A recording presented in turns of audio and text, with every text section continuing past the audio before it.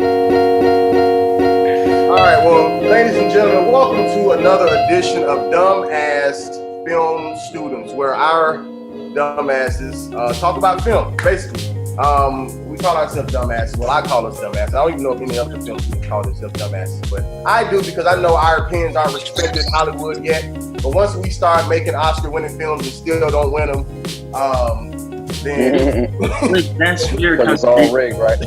then we'll get our respect. But as long as I get a BET award, I'm good. All right. My name is Rudy. Winning films and not win them. Well, that's how it is, man. You know what I'm saying? Don't A BET award is useless. That's just made out of like not even gold. No, I'm sorry. Right. You're not even right. All right. My name is Rudy Wilson. I'm one of your hosts, joined by, of course, my brother Daryl D.A. Henry. How you doing, sir? How's it going? With the popular old school Star Wars shirt. Obviously, he's a fan. We got Chris Golden in the house again. Not sure how long he's going to be around, but he's made it 2 weeks in a row. What's up, brother? What's going on? How you feel? I'm cool in Pink Floyd shirt because I like good music. Gotcha. Nice old school ceiling fan on the ceiling. Always a plus. And of course, we have our multi-talented guest, great friend of mine, classmate, somebody who I met, I guess, I don't know, maybe a year and some change ago, September 2018-ish. Works hard. Rudy apparently Does gets a lot of dope stuff. Recent winner of a film festival. We don't have any round of applause, so we have to clap for you. Everybody, round of applause for Bruklyn Miller, everybody. Welcome, Brooklyn. Welcome. How are you? Good. How are you? Got the clap. Doing good. Quarantine as usual. I actually just cut my beard off because I realized I had the option to use clippers, so I might as well not look homeless like everybody else. So I'm gonna go ahead and take care of that. How's quarantine been going for you? It's been going. I've just been staying in the house, writing a lot. I miss set. I miss being on a film set. That's the biggest thing. For sure. That's it. Yeah. So let's just I guess give like a brief introduction of yourself. You don't have to get in deep as far as like your last boyfriend. I'm just saying like just movie wise, like how did you get into filmmaking? And where do you plan on going with it? What's your career? I'm sorry. Repeat that. My niece just asked me something with some wasp. Repeat that. My bad. Oh, no. I understand. No, I was saying just get into like how you got into filmmaking and what are some of like plans and goals that you want to like achieve as far as just making films in general. Honestly, I've kind of always been into making movies and filmmaking. I originally wanted to act. That was like the biggest thing for me. And I think it was like middle school. I was like trying to find roles that were not for like a middle schooler. And I couldn't find anything. I was living in North Carolina. I'm Black, and I was like 13. And honey, I don't think that they're gonna move. I was Black and 13, and it was just hard to find roles for someone who looks like me. And what part of North Carolina did you grow up? You said what? What part of North Carolina did you grow up in? Durham, North Carolina. It's great for like music. There's so many talented musicians here and like artists and whatnot. But in terms of film, it's really trash. And so I remember, I think my friend introduced me to Issa Rae. At the time she was doing Misadventures of an Awkward Black Girl. Okay. And I just admired how she just kind of went out and she wrote, a role for herself. She put it on YouTube and, that was that. Now look at her. And I was like, let me kind of open up doors for myself and opportunities for myself instead of waiting for them to come to me. Right. And here I am. Back. And so what do you have like? I mean, you don't have to go through like all your goals or whatever. I know we all want to kick Disney's ass one day, but what is like your ultimate goal when it comes down to like filmmaking? Not necessarily like production company, whatever. Just you as far as like I make this film and I want this film to be recognized for what? Honestly, it's weird because I jump between different mediums, like art mediums. So like I started out drawing, I did music and all of that. I just want to create, really. I'm not really big into like the whole I'm trying to be as big as the mainstream filmmakers. I just want to be able to get paid for my work, and if I inspire someone, I inspire someone. And that's mostly it. Like, I guess with films, in terms of filmmaking, it's just I don't know. I just want to make movies. That's literally it. Have people go into theaters, and that's about it. Your ball? Yeah. You told me you're right. It's probably why she liked Lighthouse, because you sound like an artsy. Well, let's not For get into those yet, because I know that's already too far confused. So before we throw that match into the fire, I want to get into, so let's go into some of your accolades. So you recently won a film festival. Yes. And which film festival was that? And let's talk about that. Like, how was that whole experience? What was your film about? Just get into the whole thing. I guess I'll start with the film. I wanted to. It was actually the reason I went to NIFA. I wanted to make a film that was kind of not similar to Jordan Peele, but I loved how he was able to take an issue that was in the Black community and tell it in a way that's not like a drama or about slaves or some crap like that. Sure. Because I feel like that's all we see from African Americans is drama comedies and slave movies. Right. And so I wanted to do something similar. And I thought, a horror film that explores the stigma surrounding mental illness in the African American community would be, an interesting topic to explore. I actually won money from the Miami Film Festival, their Cinema Slam, for like their student filmmakers, and that funded the film. And as like a contract, I had to submit it again, like the full film. And I don't know, I just kind of said, fuck it, like let me do it since I have to do it. And I got an email later on saying that we were a finalist. Oh, wow. And if we chose to actually, screen our film there and everything, and we could win, first prize and stuff like that. And I think at the time, Slam Dance was also gonna be in Miami, and so I wasn't really keen on it at first because I know with Slam Dance you have to have it there at first, so you can't really.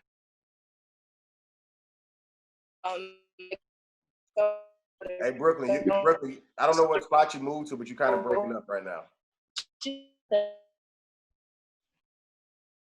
Breaking up completely. Yeah, you're frozen right now. There you go. Frozen? You good? Are you back now? Yeah. I'm back. Okay. Yeah. Did you hear everything? Or are you good? So basically, the last thing we really heard was like the Slam Dance. Yeah. Yeah. So Slam Dance was coming to Miami, and everyone was telling me to submit there. But the only issue with that is if you accept to screen your film in Miami and like at another film festival, you're not eligible for Slam Dance. And so I was kind of between the both of them. And I think it was my producer and two of my producers just said, just go ahead and do it because you get money from this opposed to Slam Dance. And so I just kind of did it. We went. It was a great experience. I couldn't ask for anything better, to be honest with you. Wow. Kind of glad I did it because Slam Dance got canceled right afterwards. So yeah, it was a great experience. Wow. Well, first of all, let me just say congrats, man. I think that's super dope. You know what I'm saying? Especially, you're like, really just the only person I've ever known, for one, to even really submit and win. You know what I'm saying? So I just think that's just dope altogether. And even just knowing, I don't know your whole history prior to NIFA, but I definitely, sat in classroom with you. We was on set together. We did workshops and whatever else and stuff. So like, to know that whatever you did leading up to that, and including whatever I guess we learned even that night for that first year, paid off, I guess, to some degree. You know what I'm saying? And you even won a night for working in game. You know what I'm saying? So I think that's dope. Thank you. Dope. guys, I guess before we get into the films, do y'all have any questions for Bruklyn? Or comments or whatever? Comment. I was gonna say definitely like congrats on the film festival as well. Where could I actually check out the film if you if you have it on like any platform? We're not allowed to put it on online because it may disqualify us from other film festivals. Right. Yeah, so we're still. I'm not able to put it. I can send you a link to it, but that's the most that I can really do. No, that's all good. I would love to check it out though. If you get a chance to do that, that would be great. I got you after this. How long is it? It's 16 minutes. Okay. Okay. Say hey, Roxy. All right. I would ask how was the You got the old school barrette thing. I ain't seen it. how was the experience working on it with everything going from development to post production to actually film festival? It was a great experience. I think what I did really well was I got my crew really excited about the film before it was even written, and they helped me out so much from even the writing process. I would send it to like my gaffer, to my even the actor Will, he played Bishop. I sent it to him multiple times and they would give me notes for it. Shout out. And then we did stuff from even during production. Everyone was just kind of great, did their jobs. It was a great time. I rented out an Airbnb for it. People stayed there. We got access to a church and they were really helpful, and post-production too. Everyone, it was a collaborative experience. So I couldn't ask for like a better team for it. That's always good when it all comes together like that. And then, like I said, it ended up with the victory, with the win. I mean, that's ideal because we hear about it, but I think in any team, especially when you're trying to build a crew, just filming or whatever, you always want to be able to work with people that you trust and that you know and that they're gonna have you back. And so the fact that it all came together, especially on your first film that you submitted or whatever, I don't know how to. That's pretty big. That's pretty big. All right, so let's just get right in. Wait, you got something else? Yeah. Go ahead. Yeah. Another question is, you mentioned earlier that you're working on a feature. How is that going thus far? Oh my gosh, don't get me started on that. The feature's actually just a long version of the short. Okay. The story's much different. It's still the same concept, but there's a lot that's changed from it. And it's a difficult task. As much as I love NYFA, they don't really teach too much about like structure for films, and so we finally got a professor that's actually like forcing us to finish at least the first draft, and it's helping out so much to the process of like finishing it and making sure that it's a strong story. So yeah, it's coming along. I think I'll have to finish by like maybe the end of the month. So That's always good. Me and Ruth, we have to have ours done by the end of the month. It's good. Yeah, no. And I just want to go ahead and admit on camera, my first draft was trash. Really? It was funny. Yeah. It was funny though. It was funny. No, it was funny because I'm a comedian, but I'm saying as far as like structure, script, screenwriting, trash. I was in my table reading like this the whole time. Hey, yo. When the fuck are these 90 pages going to be over? But it's writing. Screenwriting is I will definitely put some respect on its name. I have a whole newfound respect for screenwriting because like when I yeah, that's what I'm saying. I'm talking about specifically a feature like short. A short to me at this point, I don't even know why I thought that was hard a year ago. Right. Because I remember when I was first trying to write my first short, and I was tripping, and I'm writing this feature, and I'm just like, yo, this shit is crazy. Like this is crazy. So, but it's fun though. It's fun. No, it's fun. All right, so let's get right into it, man. We had 3 films that we were responsible for watching, and I think most of us have seen all of them or have some type of reference to them. If you haven't seen them, Doesn't matter. Let's talk about them anyways. I want to start with the worst film out of the list, fucking Lighthouse. Let's talk about it. I'll give my opinion last. I'll let y'all go first. Thank you. But I want to talk about Lighthouse.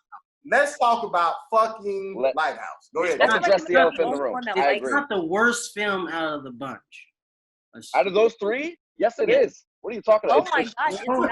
That film's brilliant. What do you mean? I enjoyed it more than Rock-A-Doodle, only because it was so weird that it was so intriguing.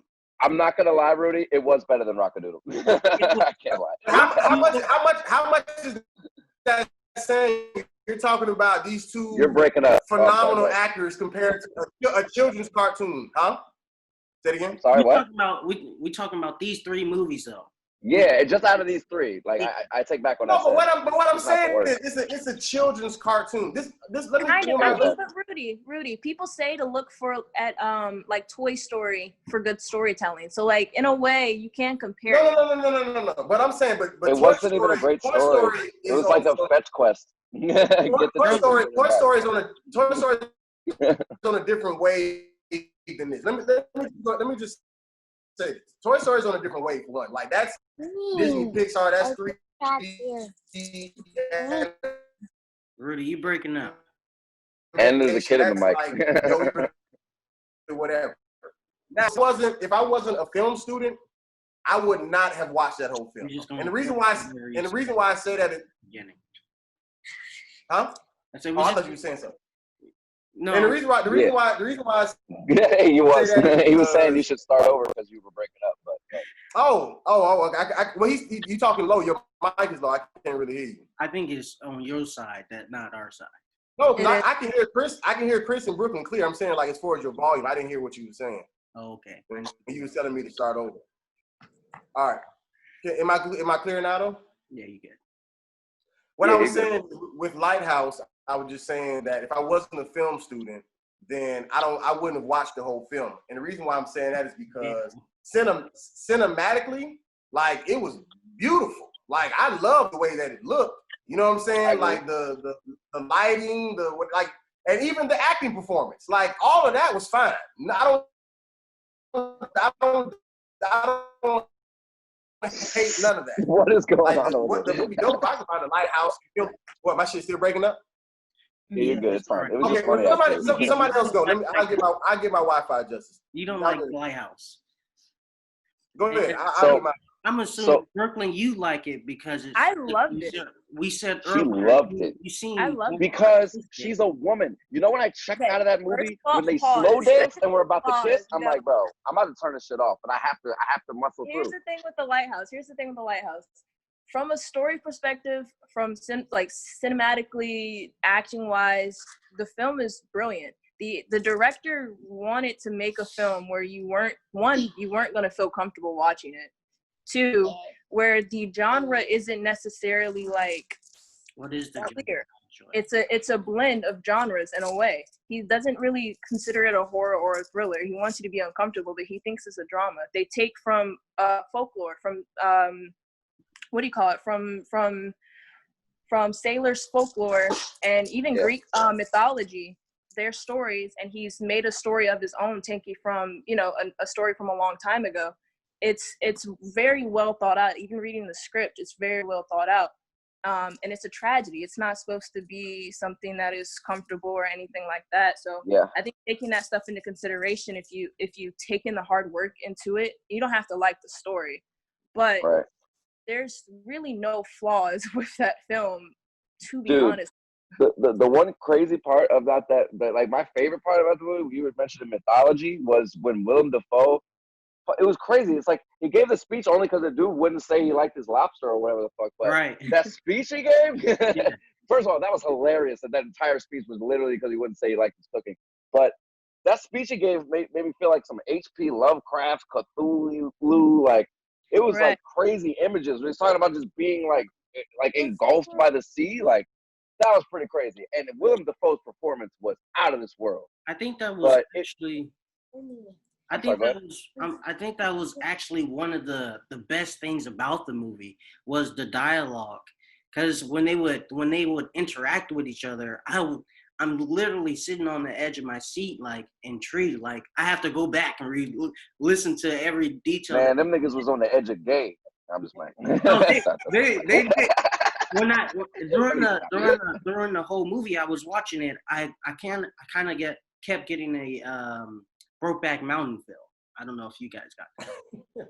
That was one of the themes. Like they were sticking to very, very like sailor themes, and that is the theme. Like if men are on the sea that long, they will either start doing some gay weird shit or they'll start fucking mermaids or fucking fish or whatever the fuck. When you masturbating that goddamn like a lot of the stuff Jesus that, Christ, the imagery. A lot of the stuff that you saw that you're good. A lot of the stuff that you saw that could have been, homoerotic or was really weird, was a lot of, like, it was in Robert Pattinson's character's head. So honestly, it's not like it was reality. Like they were actually like trying to be together or some crap like that. It's just, when you have cabin fever, but you're stuck on in a lighthouse. He's infatuated with this light that he thinks has this mystical supernatural power or whatnot, and that's what he wants. Right.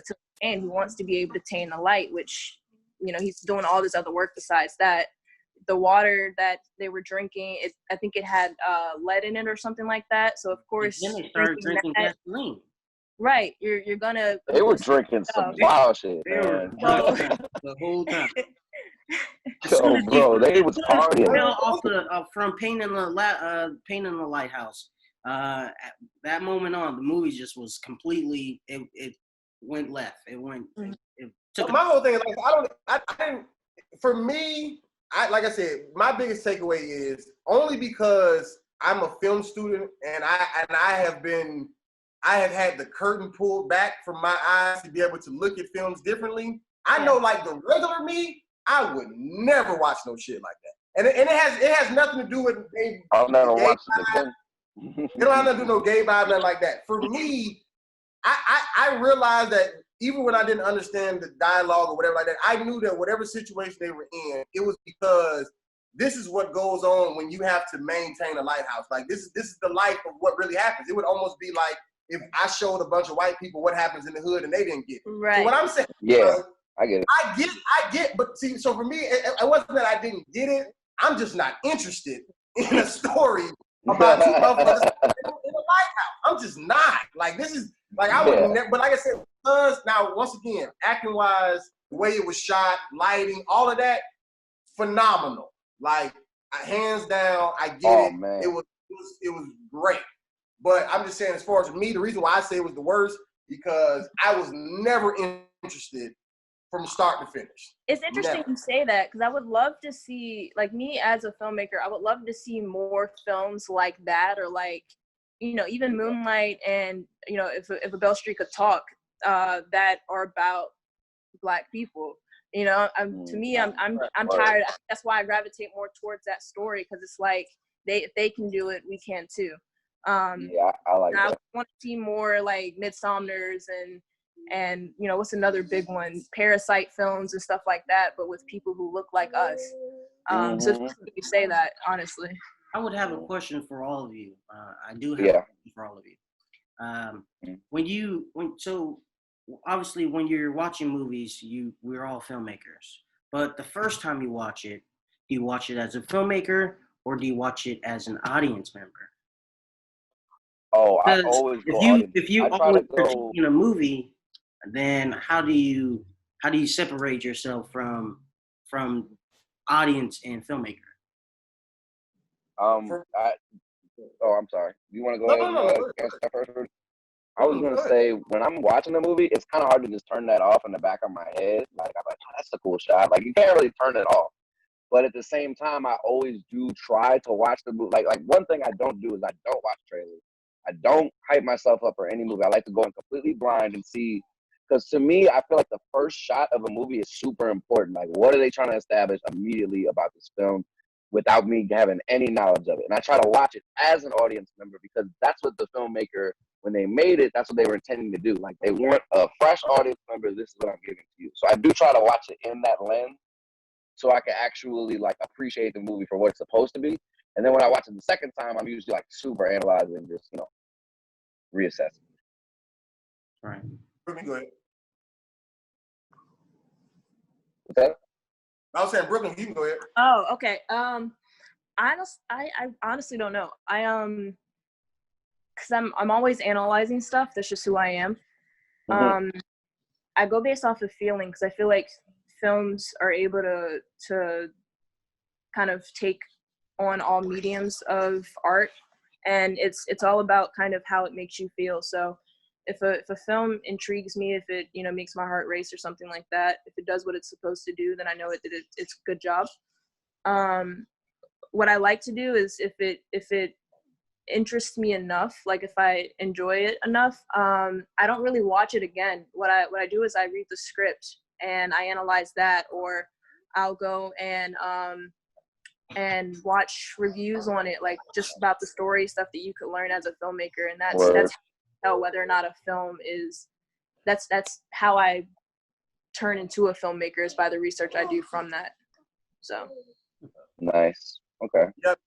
For me, honestly, it just depends on probably like if I'm a fan of that movie or not. So like, for an example, when I went to go see Bad Boys 3, I was definitely not in the theaters like analyzing angles and shit. You know what I'm saying? What is there to analyze?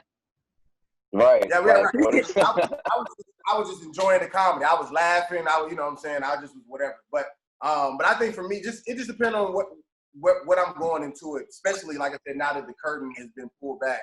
Like DA, when we went to go see that screening, I went into that just as a fan because I knew that that's what they wanted from us. They wanted our perception just watching. They didn't, you know what I'm saying? They wasn't really trying to get the whole harsh, I guess, criticism or whatever. So I just watched it as that. But sometimes I may watch sometimes I may even watch like movies that have simple stories, like Major Payne or something, just so I try to follow the structure. Like, what's the inciting incident? What's the breaking into? What's the, whatever like that, just to try to, catch on that type of stuff. So for me, it just depends on my mindset, I guess, before I push play, basically. Word.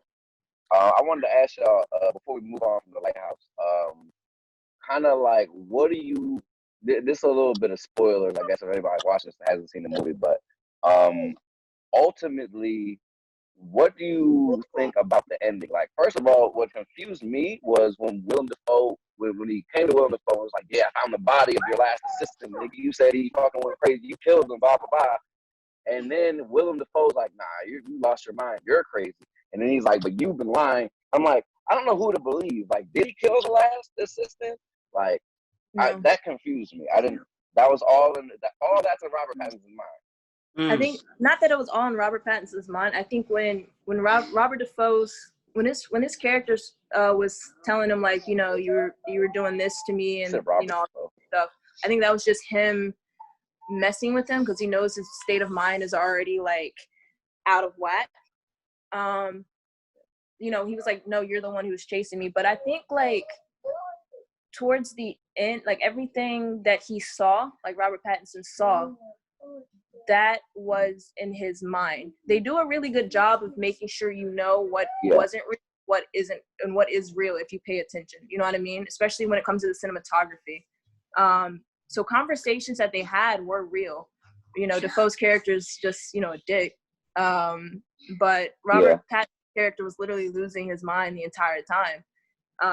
And yeah, I think, his need and his desire to tame the light and get access to it, get that supernatural power that he believes comes from it is what resulted in his downfall. So, and I felt like from him killing the seagull too, like maybe the fucking it did curse him somehow, and maybe like the ghosts of the sailors were fucking with his mind as well, and then also that whole story about like taking the guy's identity because he had a fucked up record.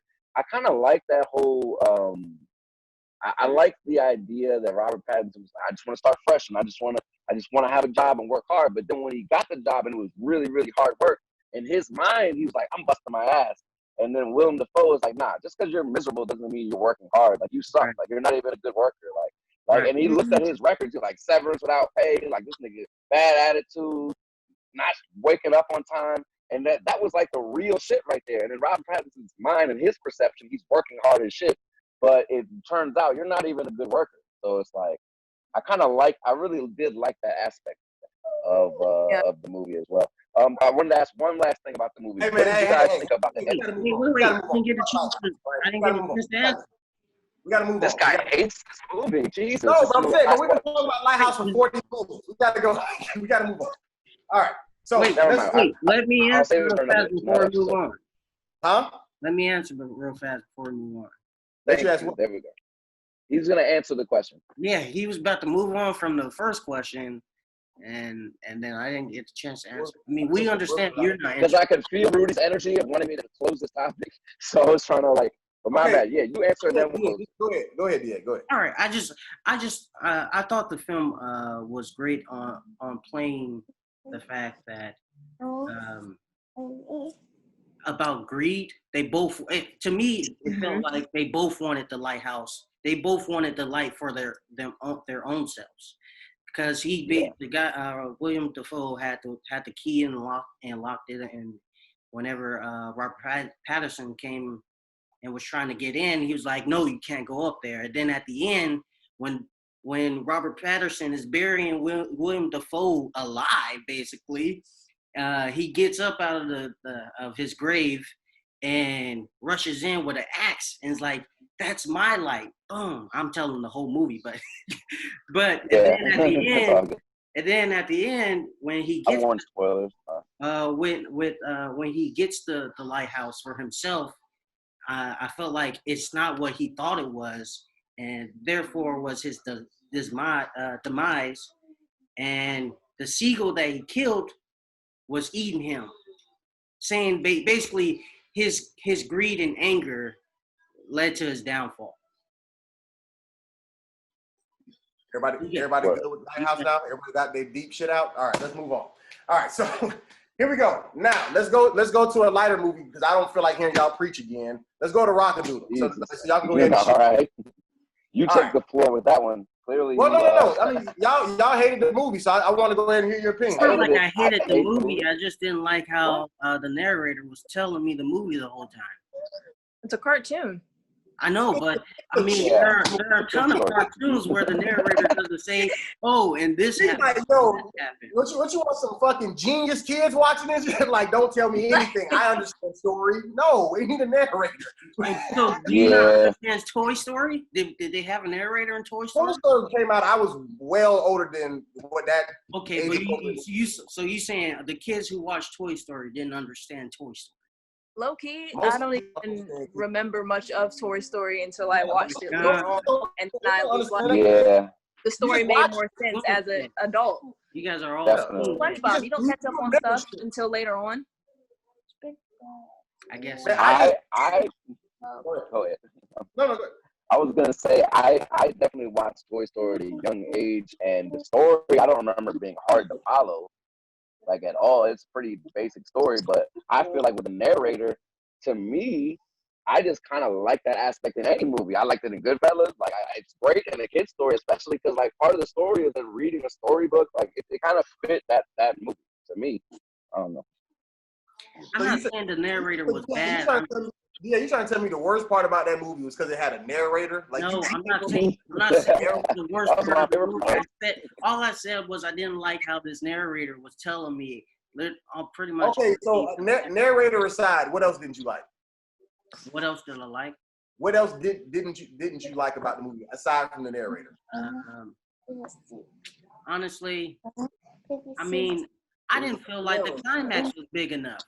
The owl got what they came over with a helicopter and the owl just was done.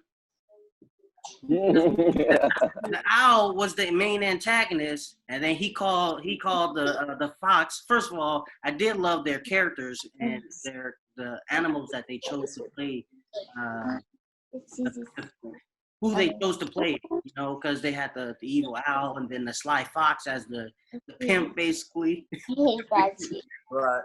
And then, I'm saying basically, I thought the climax was over too fast. I mean, the movie's only like an hour and a couple minutes. Yeah, it's like 50 minutes. That doesn't mean the climax should be over when they flash a light and turn. But what I'm saying, okay, so listen. So this is what I'm saying. When it comes down to that whole light situation, they show throughout the entire movie that light completely destroys these owls. Like as soon as they turn on the flashlight, they was getting blown into the air. That's fake, but it's a cartoon, and in kids' minds, that's what it's wrapped around. But aside from all of that, Chris, go ahead. About Rock-A-Doodle? About Rock-A-Doodle. Okay. He's basically saying that he felt like the climax should have been a little more dramatic. I'm not saying comment on what DA's saying. I'm saying your thoughts on Rock-A-Doodle. Okay, my opinion and my thoughts on Rock-A-Doodle. I had never seen it until you actually recommended it. So I just saw it for the first time today, actually. It was an enjoyable movie. One thing about it was it wasn't funny at all. Like it didn't make me laugh at all. Like, and I really like comedy in my kids' movies. I think that's where Pixar really shines. It's like they're really good at comedy. And Rock-A-Doodle just wasn't funny. And then the animation wasn't particularly well done. I kind of liked the theme of like the rock and roll rooster. That was cool, I guess. But yeah, I wasn't really. I gotta be honest with you, man. The movie didn't really grab me like that. I'm not a kid, so you know, but like I didn't really get attached to any of the characters. Right. But let's just be clear. When I suggested this movie, it wasn't because I thought that they got snubbed on the Oscar. Like it wasn't like it's not like I seen this and was just like, yo, if y'all don't see Rock-A-Doodle, like I chose it because neither one of y'all had seen it, and it's a great childhood movie. Because even Jay McCord, he wanted to come on, he was at work, but he had also seen it and said the same thing. And the reason why it's a good childhood movie, and I'll just say this, and we can move on to the last film. Number one, it doesn't have a lot of comedy because it's really more of a sing along. It's like more of a musical, if you will. Like it's like you're following the story and the characters, whatever. But it's just kind of like you're just following these farm animals to see are they gonna find him and get him back so he can crow so the sun can come back out. Not a single. You know what I'm saying? Huh? You can't say that's a single. Mm-hmm. There's songs. Oh no. What I'm saying is, listen. When I'm saying a sing along, I'm saying the enjoyable parts that a kid remembers. Being that I saw this as a kid, I remembered the songs. I never watched that movie and just like, yo, the dog funny as fuck. You know what I'm saying? Like that was never my thing. I was always singing along with the song, whatever the case may be. So you remember those songs, right? But even in the midst of the story, this was all about them. Right. Like he was their hero on the farm. You know, he crowed every morning. That's what brought the sun out. And in their world, as long as you had light, the owls who wanted to eat them wouldn't come around. So he crowed. You know, the sun came out. Everybody's fine. Teaching kids to be afraid of the dark. When he left, and they had dark days all the time. They wanted him to come back. So when he had to come back, basically, it was his responsibility to get back to who he was, so that all his people would be straight. Because he left and went. They were showing he left and went to Hollywood, so to speak, or Vegas, so to speak, and forgot himself. He became the king. He became Elvis of the fucking rock of the animal world, basically. But when he came back to who he was, like he remembered what his job was, and that was bigger than the life he was out there living. They were showing he wasn't really happy, all that type of shit. But they tried to distract him with a female, You know what I'm saying? That was for sure. That was one. Oh my bad. No, go ahead. I was gonna say that was one theme that I did. Oh, okay. I didn't know who was telling me. Go ahead. I was gonna say that's one theme I did like about the movie was the theme of like purpose and like his purpose was to bring the sun up, and he had been lied to and deceived most of the movie. Like first he's lied to think that his cock-a-doodle-doo doesn't even bring the sun up for real. Like it's bullshit. And then he's lied to while he's in Hollywood. Like these people love you and stay here because they making money off him. And then toward the end of the movie, he figured out who he was and what he was supposed to do. So I did like that theme of the movie. That's what I'm saying. Just put some respect. Brooklyn, did you want to share your thoughts on the Rock-A-Doodle? I didn't watch it, so. Oh, I'm sorry. You're good. Brooklyn, just as a Oh test, shit. you and your niece watch it on Amazon Prime. I think it's. No, you can't do that to her. No, I'm saying no. I'm pretty What sure I'm saying. that little girl watched Frozen, and that's not going to compare. That movie's No, Rock-A-Doodle. I'm not trying to make her fall in love with it. All I'm saying is just see your reaction compared to hers. Like, see what you think about it as an adult, and see how you see. It's like an hour-long movie. It's not that bad. It is really short. That's one thing. Here we go. Can For I our introduce the final last movie? Oh, my bad. It was kind of scary. I didn't know you was talking. My bad. It's kind of. Nah, yeah, it's a little delayed. But all right, yeah. Chris, we're gonna go to your film, brother. We're gonna go to your film. Let's go to good. Already. I'll start with my remarks, and I'll let y'all talk it out after this. Can I introduce the movie? Nobody else. Like, what is, I wanted to build mine up a little bit. You know, it's not. This isn't Rock-A-Doodle we're talking about here, okay? This is Safdie Brothers. This is A24 Studios, okay? This is the big boys, right? So anyways, I will say Safdie Brothers, 2017, snubbed in the Oscars. Let's talk about it. Okay. So I will say that I thought it was super pretty cool. snub. Safdie brother played that one of the main characters. I thought he did a good job with it. But I will say that the story, the movie was definitely fast paced. I like the fast pace. I like it was just a constant, kind of on the go type of thing. It was almost like a city version of like a Mad Max Fury Road type of vibe. Like it's just a constant chase almost. Like you just, Oh, okay, I got you. Kind of just trying to see, just see what's next or whatever. So I thought it was good on that aspect. I think the only negative I had really for me was the ending. I thought it ended pretty. I think it was almost like it was getting ready to be a home run, and then like it hit the wall at the last second. Like it was just like it fell inside the park. I feel like the ending was supposed to be. I was really into it. I was really into it. Then when it ended, I was just like, hey. I was like, that's it. That's how we're going out. So, yeah, but over. I mean, I would say 99% of the movie I dug it, but the ending I thought it ended pretty poor. Hey, but you guys actually, Brooklyn, let's hear from you since I know you sing this one, right? Yeah, I agree with you, Rudy. I think towards the style of the film and how it starts off right away like hard hitting. That's their style. I forgot they did Uncut Gems as well. So yeah. Not surprised that that was like what happened for a good time.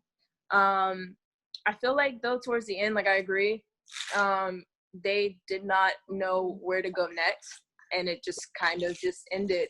I would love to have seen like a little more of Robert Pattinson's characters, his like fault, that being a reason for him getting caught, opposed to the cops just randomly showing up as he was running out with the acid and the cash, and that being what caused him to go to jail. But no, I think I will say though, one thing that I will say about the cinematography, every professor that has given me shit about like my film being like very congested and like close up and tightly shot and whatnot. I love close ups. That whole film had nothing. It did not let you breathe, and so every professor that has given me shit about that.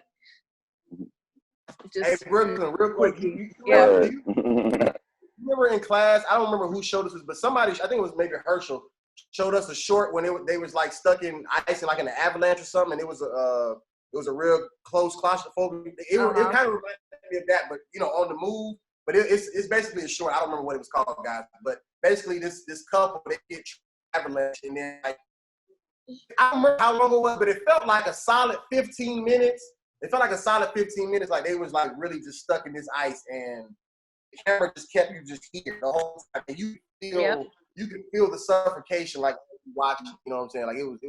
I had never felt that before. But go ahead. I'm sorry. No, you're good. You're good. I was done. But yeah, every professor that's giving me shit about that, like, there's a good film that does that. So it's just weird.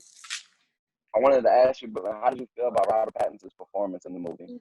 Because I really liked his performance. It felt almost like he was really from Queens or something. Like he really pulled that shit off. That was I think he's a very believable. He's very good with like his dialect. He's really good with like sticking to the roles of each character. I'm curious about how he's gonna do with Batman, especially considering the fact that he's not like exercising for it, even though his trainer's telling him to, and he's not doing much to prepare for it. And I'm also curious to see how he does in Tenet. But no, he's a solid like A-lister. He's really good. I love his performance. Honestly, guys, this is a thing that you said about the ending, and then I'm gonna get Daryl's thoughts on the movie. But you guys said that you didn't like the ending, how abrupt it was. But the thing about the ending, because you kind of said like you wanted it more of his fault to be what actually sent him to jail. That's the thing. He was doomed from the beginning. He was going to jail. He was wanted. His face was on the news. That's why he started making out with the black chick, because he didn't want her to even see his face. I don't mean in terms of like his actions, but every character in a story has this lie that they tell themselves. You know what I mean? And how they end up like making their decisions in a way, it all leads up to their fault, leading up to them ending up at the end getting captured or whatever, their downfall. And I would have loved to seen that, you know what I mean, a decision that he's made I would have loved to see him have made a decision, not been able to kind of get out of it, and that being his downfall, opposed to just they're in this house, this like apartment or whatnot. He's running away to get the money or whatever, and then the cops just happen to show up. That was just kind of like a coincidence type moment, and it made the movie fall flat instead of it ending on the way that it could have. You know what I mean? I feel that, but this the thing was like that's not the ending of the movie. The ending of the movie is when the social worker, brings his brother to that group of people. That was the therapy. However, the protagonist is Robert Pattinson's character, because we follow him throughout the entire film. So that to a lot of people, they're gonna remember that ending, not the ending with the brother. You know what I mean? We follow him throughout. That his ending, in terms of him getting caught, it should have been a bit stronger. That's just my thing. I agree. It was pretty abrupt, and to be honest with y'all, like I do love that movie, but I'll admit the first time I watched it, when it ended right there and he got caught, I was like, damn. And the dude falls off the building. I'm like, fuck. I think go ahead. A scene that probably could have helped it would have been like the girl. If they had, when they were in jail or whatnot, and she snitched on him or something like that, I feel like that would have been something that would have helped it a little bit, because then that would have showed the cops like, oh, okay, so he wasn't, this isn't who he was when we caught him, put two and two together. I feel like a scene like that would have helped make the ending not so abrupt. Yeah, what you got? I liked the movie. Kept me on the edge of my seat. I felt the tension that they were building up as soon as the first shot came up. With that whole moment with the therapist was so intriguing. It's just like, and then you see, I think his brother was Nick. You see that one tear, and instantly get that there's a problem with him and his guardian or his grandmother, technically. And then Robert Pattinson comes in, pulls him out. So we already understand Robert Pattinson is controlling Nick, or Connie is controlling Nick. So I thought the movie was excellent, but I agree, the ending, if he was going to give himself up in the first place, then this sleazeball of a brother should have did it when he got caught. Because, I mean, all the stuff that he went through, he was trying to get his brother out, but he then first lied to the girl. He said a couple thousand. It turned out to be 10,000. Oh, word. That was lit.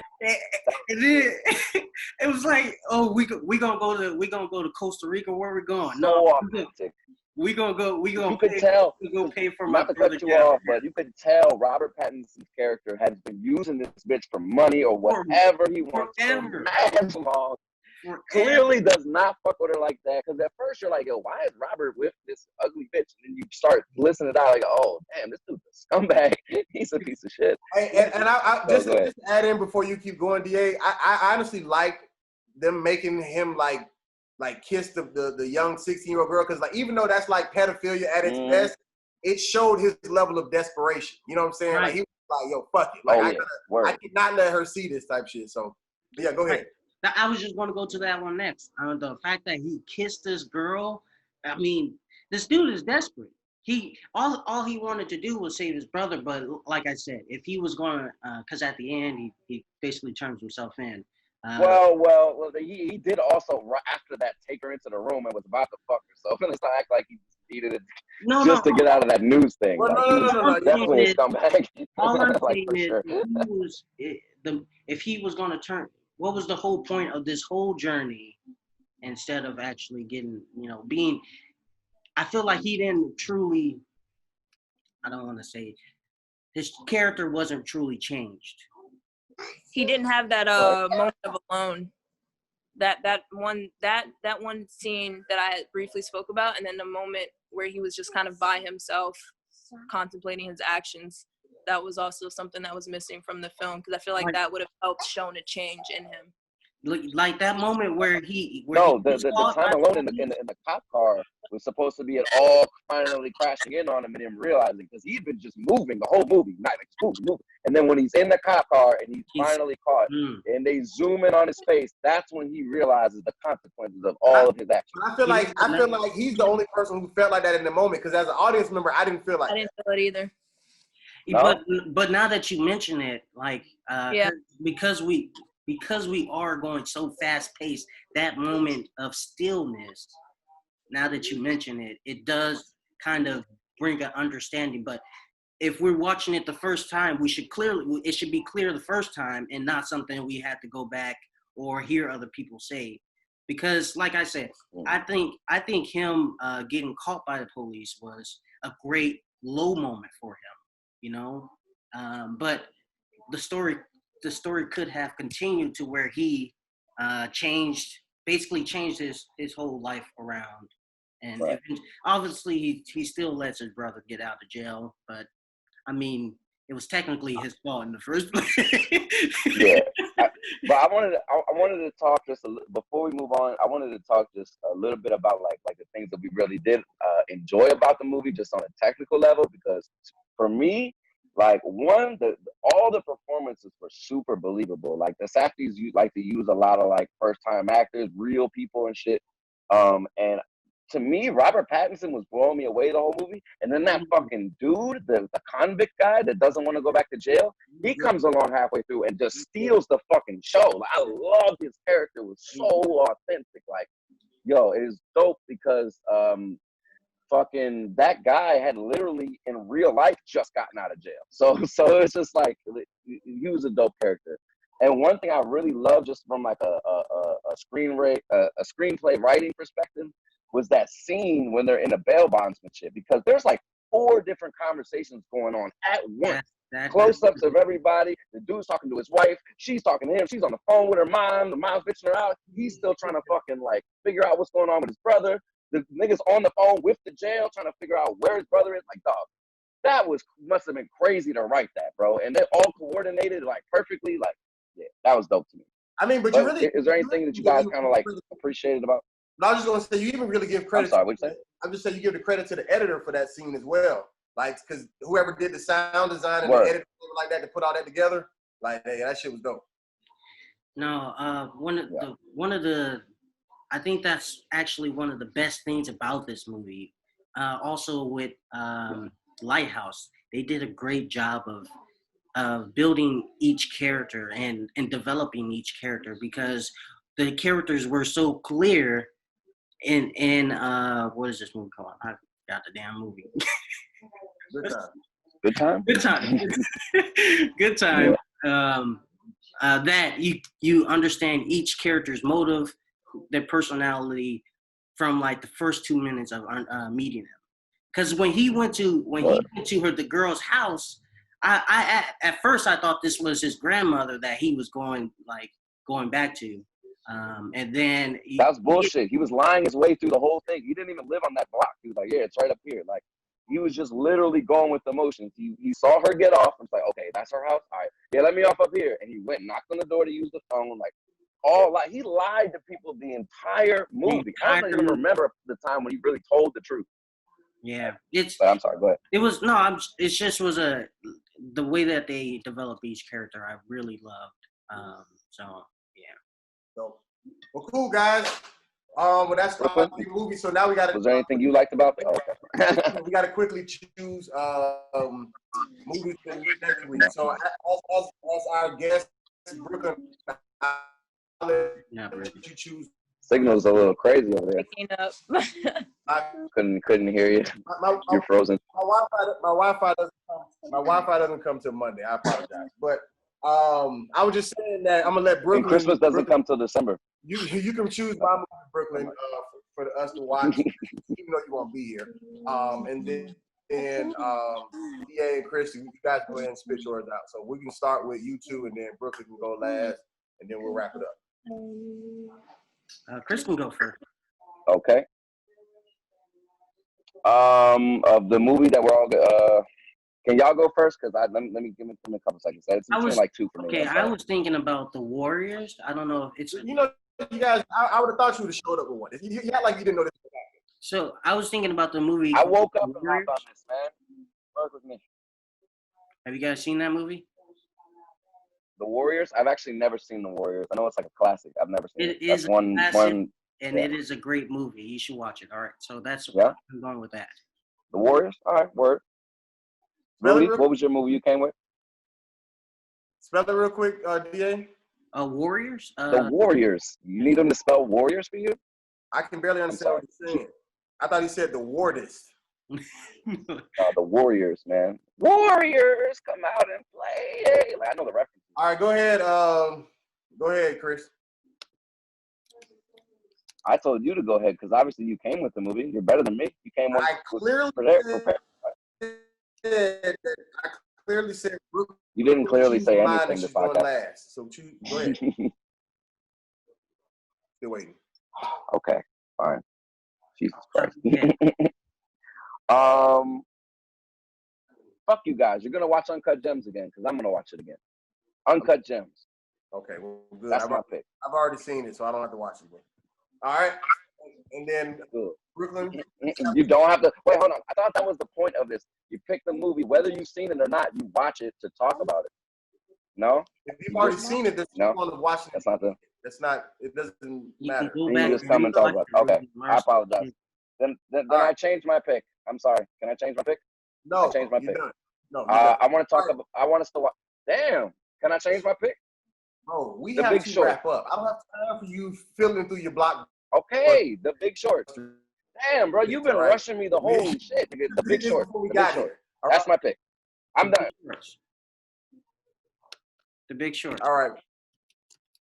And Bruklyn, it's on you to close out. Do you have a favorite movie or something that you suggest us to watch? I am a huge fan of the recent Oscar winner for Best Picture. So Parasite, you guys, it's on. Parasite. I've actually seen Parasite already. Yeah, I haven't seen it yet. It's really good. I would say watch that. Okay. So we got The Warriors. We got The Big Short and Parasite. That's on Amazon Prime too. The Big Short. I don't know. Actually, I've already seen The Big Short as well, so I'm good. What'd you say, DA? I said I don't know if The Warriors is free at all, so I can't speak on that. Well, like if it's not, then you'll have to text us another movie. So yeah. But for now, we'll go with The Warriors. So in closing, Bruklyn, I sincerely want to thank you for joining us. You are a wonderful guest. You got a wonderful story. Please, if you ever come on and promote something, we got like 6 viewers per episode. Word. Gotta be 6. Plug you in. You know what I'm saying? So you're welcome back anytime. Do you have any closing remarks, anything you want to say before we wrap it up? I don't. I just can't wait to actually come out there and actually meet you guys in person. Chris, are you still in Florida or no? No, I'm in DC, man. I can't wait to come back to Florida. Hey, we got a link. But no, I'm excited. Definitely, for sure. see you guys again and meet you, DA, one of these days. So. For sure. Hey, and when you get a chance, please send me a link either on the gram or whatever to your movie. I got you. I'll do that right after we get off. You should send it to all of us. Like, send it to Rudy, and Rudy send it to me. Add me on IG. All right. Well, let me close the show real quick, and we can have this discussion. All right. So. All right. So my name is Rudy Wilson. This is DA Henry, Chris Golden, and of course, the most talented Bruklyn Miller. This is the Dumbass Film Students Podcast. Thank you for watching. We'll see you next week. We out. Okay.